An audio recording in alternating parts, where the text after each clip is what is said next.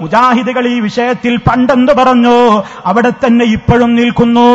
അതേ, ഇസ്ലാഹ് മാസികയിലെ ഒരു ഉദ്ധരണി വന്നപ്പോൾ ഈ പറയുന്ന കക്ഷികളൊക്കെ കേരളം മുഴുവൻ പറഞ്ഞു നടന്നു.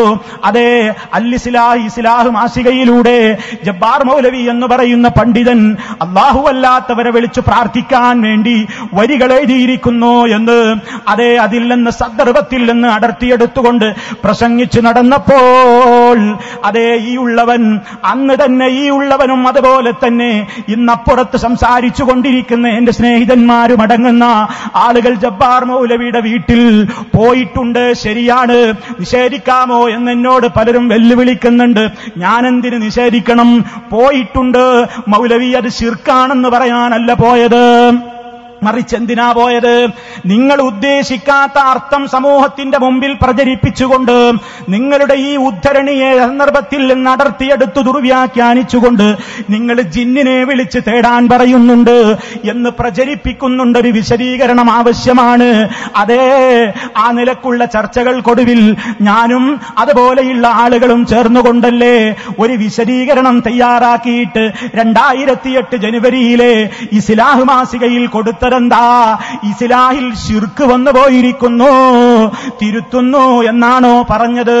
അല്ല, ജീവിതത്തിന്റെ ഒരു സന്ദർഭത്തിലും അല്ലാത്തവരെ വിളിച്ചു പ്രാർത്ഥിക്കുവാൻ മുസ്ലിമിന് നിർവാഹമില്ല എന്ന സമാപ്തിയോടുകൂടി ഒരു ജിന്നിനോടും ഒരു മലക്കിനോടും നമുക്ക് പ്രാർത്ഥിക്കാനില്ല എന്ന ആശയം വരുന്ന നിലക്ക് ജബ്ബാർ മൗലവി അവിടെ ഉദ്ദേശിച്ചത് അഭൗതികത എപ്പോഴാണ് വരിക, ഒരു കാര്യം എപ്പോഴാണ് പ്രാർത്ഥനയാവുക എന്നത് വിശദീകരിക്കുന്ന മധ്യേ അദ്ദേഹം പറഞ്ഞതാണ്. അതല്ലാതെ ഒരു കാര്യം ശിർക്കല്ല എന്ന് പറഞ്ഞാൽ അത് ചെയ്യണം എന്നതിൽ നിന്ന് വരുമോ?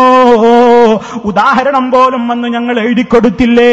മദ്യപാനം ശിർക്കല്ല എന്ന് പറഞ്ഞാൽ മദ്യപിക്കൽ ഹലാലാണെന്ന് കിട്ടുമോ, അനുവദനീയമാണെന്ന് വരുമോ എന്നൊക്കെ എഴുതി ചേർത്തിട്ട് ആ നിലക്കൊരു വിശദീകരണം കൊടുത്തതിൽ ഇന്നും ഈ ഉള്ളവൻ ഉറച്ചു തന്നെ നിൽക്കുന്നു.